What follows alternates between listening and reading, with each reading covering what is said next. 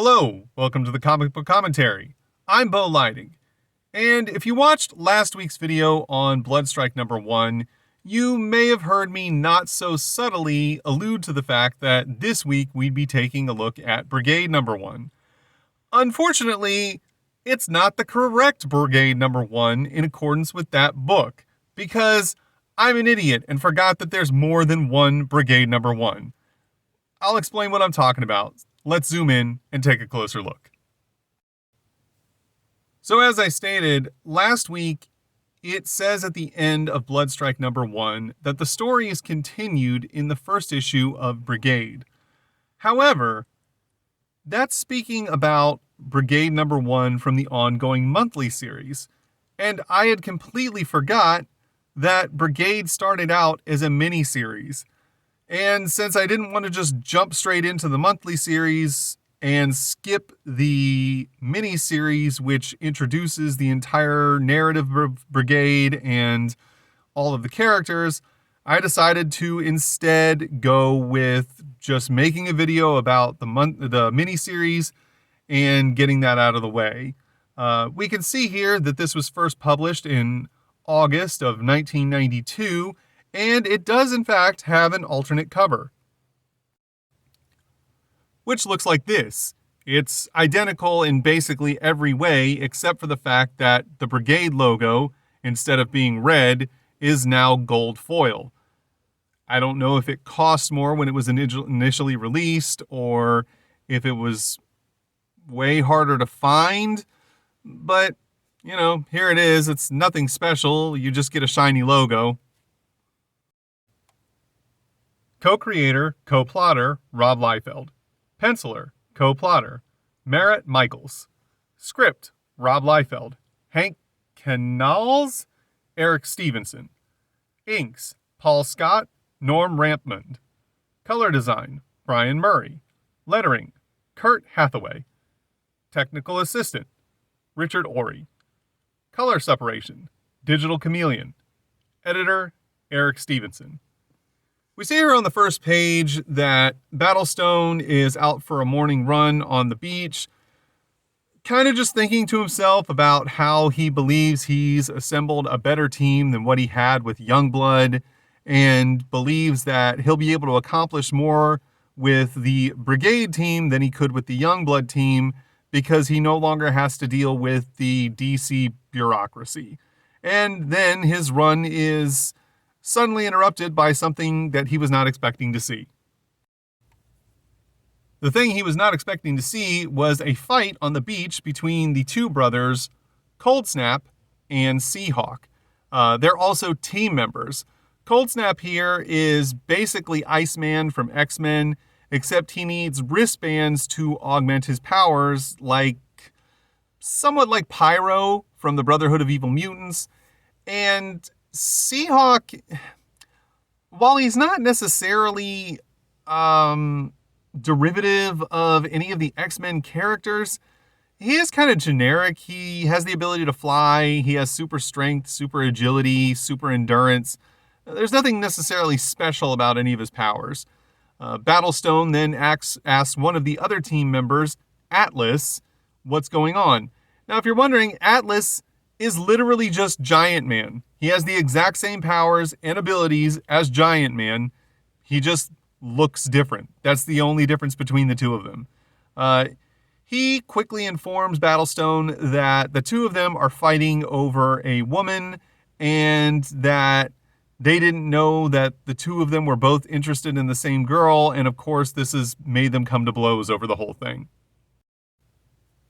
Here on the next page, we see that Battlestone is on the beach trying to get the two brothers to stop fighting one another, and up on the balcony of the beach house, which presumably belongs to Coldsnap and Seahawk, which I should point out, apparently the two of them are the financial backers who are providing all of the funding for Battlestone to create the Brigade team. And I don't know how on earth that's supposed to make sense if they're in any way trying to profit off of it. Perhaps it's just a humanitarian thing. Also, it's not explained how Battlestone was able to get all of these super beings to join up with him as if he just put an ad in the classifieds in the newspaper. There's a lot that's not explained in this book. And here's another point.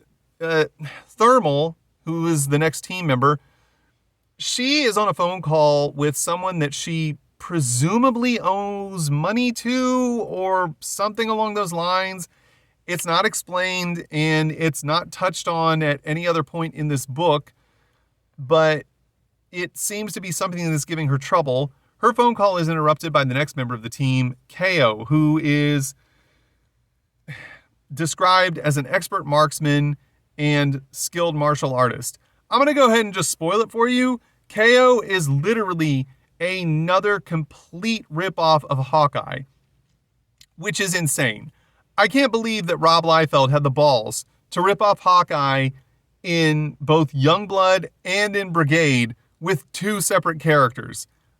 It's madness that he could think that would just go over and nobody would be the wiser or call him out on it. It's wild.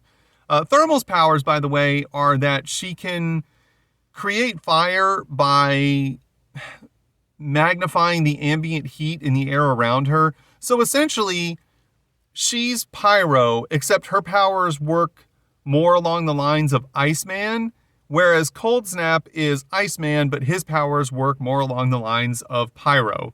And apparently Rob thought none of us would notice. At any rate, KO seems to realize that Thermal's upset about the call that she was just on. He asks her about it, but she lies to him and says that she was just talking to her aunt. And we're kind of led to believe that KO may have some kind of feelings for Thermal, but it's not gone into any detail with that in this book. On the next page, we see an advertisement for Supreme, which I have a fair number of issues of Supreme, and at one point, I guess I'll get into it. It's not really a book that I cared all that much about, but, I mean, I have them. I may as well talk about them. Here we see that KO is not necessarily buying what Thermal's telling him, and he tells her that if at any point she does need help or wants to talk, that he's there for her. She thanks him for this, but then they're interrupted by Cold Snap being thrown through the window of the beach house. KO quickly grabs him and asks him what's going on. Cold Snap says he doesn't need KO's help, and then we see Seahawk chasing him in through the window. Seahawk is still very angry and says that he's going to make sure that Cold Snap never forgets the lesson that he's about to teach him. KO's trying to get him to stop, and finally Battlestone just grabs him by the collar, puts him right in his face, and just tells him to cut it out and that this is unacceptable and there's no reason for the two of them to be at each other's throats like this. Which, I get that Battlestone is the team leader, but it seems kind of odd to me that if the two of them are fronting all of the money for this team, that Battlestone would feel like he could be the one just calling the shots and giving all the orders. Here on the next page, we see Battlestone expressing all of his frustrations to KO and telling him that, he's really upset that the two of them aren't mature. KO says that he needs to give them a break. They are just kids.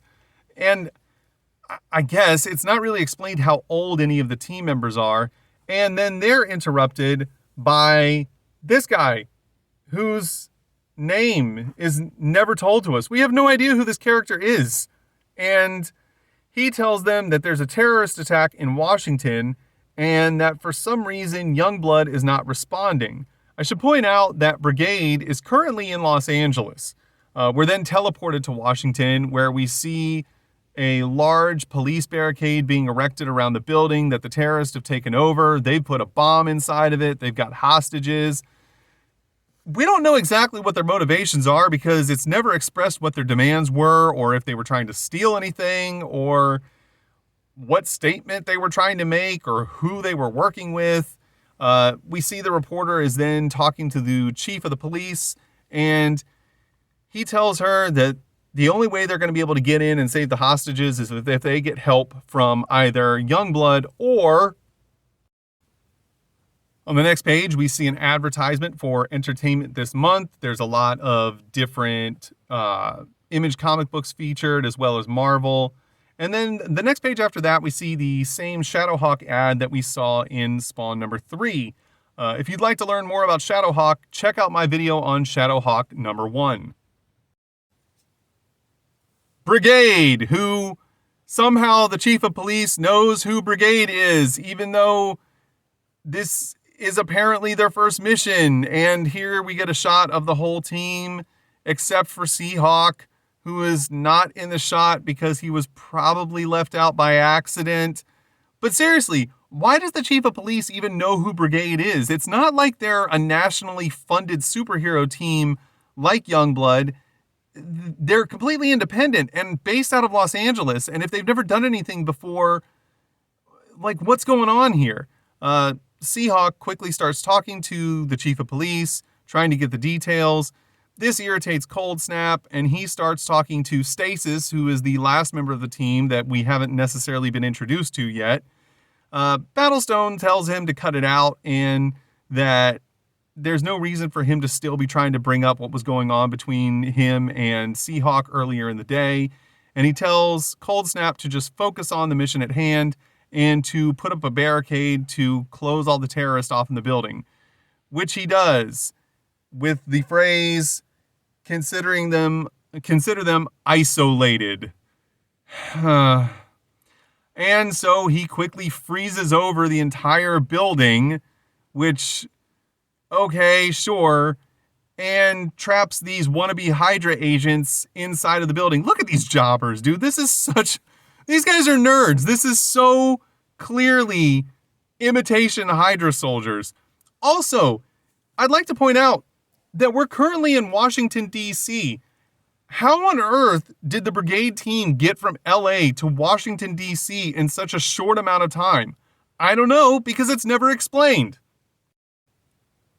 And then, before the terrorists have a chance to regroup, the Brigade team crashes right through the window and attacks because apparently they knew exactly what floor the terrorists were on, somehow. I don't know.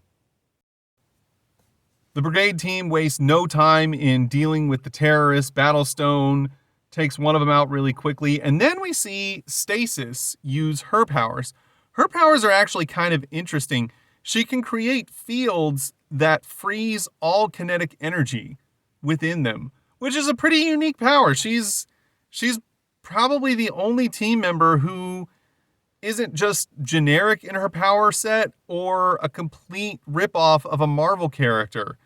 She quickly freezes a few of the terrorists right here, and Brigade tells her to let them go so that they can get at them, because if Brigade and KO try to enter the field, they'll also be frozen in place. We then see here we have some of the same trading cards that we saw in the first issue of Wildcats. If you'd like to know more about Wildcats, check out my video on Wildcats number 1. We see that Stasis brings down the field so that the terrorists can be dealt with. However, one of them sneaks up behind her, and right before he gets off his shot, is quickly intercepted by Seahawk. Seahawk immediately begins to trash talk the terrorist and then takes him to the window and literally drops him out of the building to die, which is hilarious. I mean, what a ridiculous way to kill this guy. And what's even more hilarious is that for some reason, Battlestone seems to be really upset about this. And I understand his point being that there's news crews outside and that he doesn't want film of them just killing bad guys on TV, which would make sense were it not for the fact that Battlestone literally used to kill soldiers under his command, as can be seen in Youngblood number 0. If you'd like to see more about Youngblood number 0, check out my video about Youngblood number 0. We then see KO quickly dealing with some more of the terrorists, and he's thinking to himself that this seems a little too easy, but as he's thinking that, he's about to get shot from behind. Fortunately for him, Thermal's got his back, and she issues a fire blast to this dude, quickly burns him, takes him down, and KO thanks her for the assist. Having dealt with all the terrorists, the team decides to regroup, and Atlas, who, despite being almost the size of a skyscraper, has not been helping in this fight at all, asked Battlestone what the next move is because they still need to find the bomb. Battlestone agrees. They start combing the building, which had to have taken forever because it's a skyscraper, and they find some hostages who hop into Atlas's hand, and then Battlestone happens to see one last terrorist running by the door. He goes after him and tells KO and the rest of the team to go down to the street level with the hostages in Atlas's hand. Battlestone quickly catches up to the terrorist and goes on the attack, leaping from the top of the stair. What is this pose? This is ridiculous. This isn't how you leap into action ready to do battle. This looks like he just tripped and fell. But he tackles the terrorist, brings him to the bottom of the stairs, and tells him that the jig is up and he needs to surrender. On the next page, we see, once again, an advertisement for Wizard issue number 14. For whatever reason, Wizard was really advertising issue number 14 heavily in all of these books. After that, we see Battlestone confronting the last terrorist. He wants to know where the bomb is at. He wants to know, what their motives are. The terrorist doesn't really go into a lot of detail, but he does start to kind of laugh at Brigade because he tells him that the reason that he couldn't find the bomb is because this terrorist is the bomb, and that Battlestone is too late. And apparently, I guess he activates the bomb by sticking all 5 of his fingers into the holes in his chest underneath this door. Battlestone tries to stop him, but he unfortunately isn't fast enough. And we see here that the bomb goes off, badoom, and that the team is now stunned and believes that their leader is dead. The top half of the skyscraper snaps off and then falls down to the street below, apparently harming no one. I mean, I understand that there was a police perimeter around the base of this building, but still, it is the entire top half of a skyscraper falling to the ground, to the city streets below. It should cause major damage to the street level, to surrounding buildings, to any of the police who were down around the base of the building. But apparently it doesn't harm anyone. Here on the next page, we see an advertisement for Dale Keown's pit that we've seen in some other videos. And now we see that there's a large pile of rubble and the rest of the team is certain that their leader is dead, but they're wrong.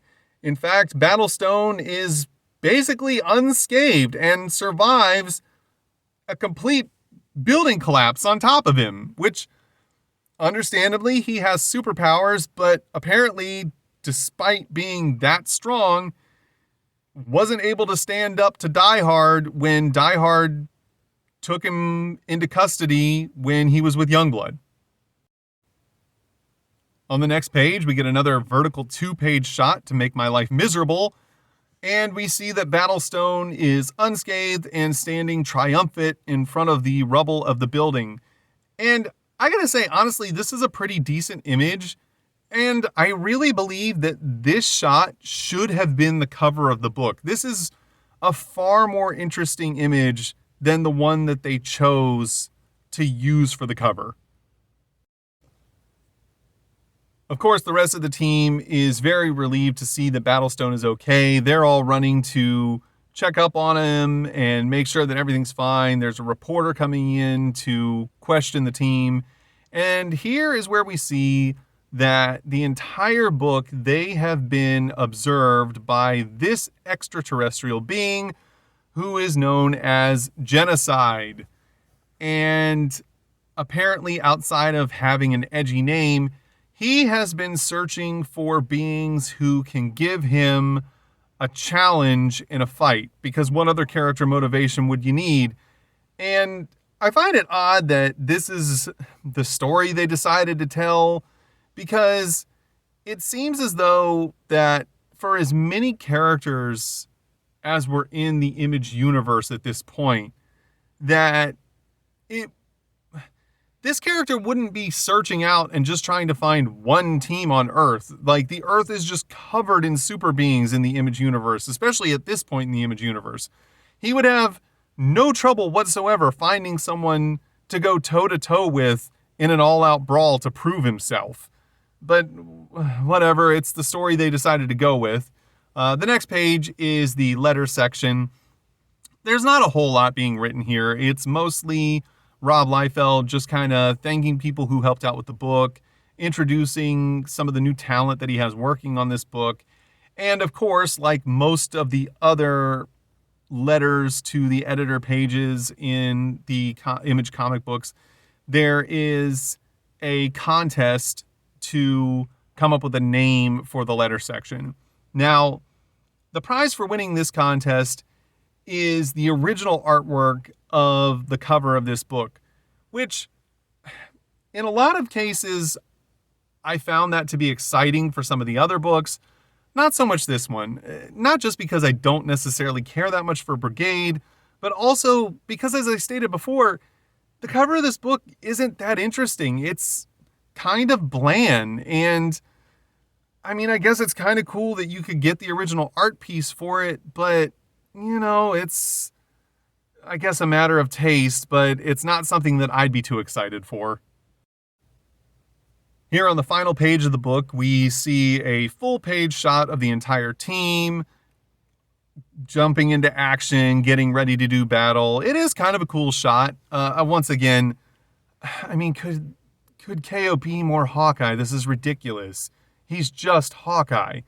And on the reverse inside cover, we once again see the advertisement for 1-900 numbers to call and spend way too much money on to find out where comic book stores are, to find out what they have in store, and to get news on upcoming comic books. And that was Brigade #1 of the Brigade miniseries. It is not a book I am terribly fond of. I know that Bloodstrike had its issues and also has some, characters who are just imitations of Marvel characters, but I don't know, Bloodstrike seems to hit on a different chord. It's a little more unique. It has a better feel to the plot and the story. It just hits on more cylinders than Brigade. Brigade just has a very generic comic book superhero feel to it. And it doesn't help at all that literally 4 of the characters in this book are direct imitations of Marvel characters. I still can't believe that Liefeld thought that was going to be okay. Well, yeah, but anyway, it's just personal preference. If you like Brigade, I understand. Everyone's entitled to their own opinion. If you like today's video, please feel free to like, comment, and subscribe. And thanks for watching. Have a great day.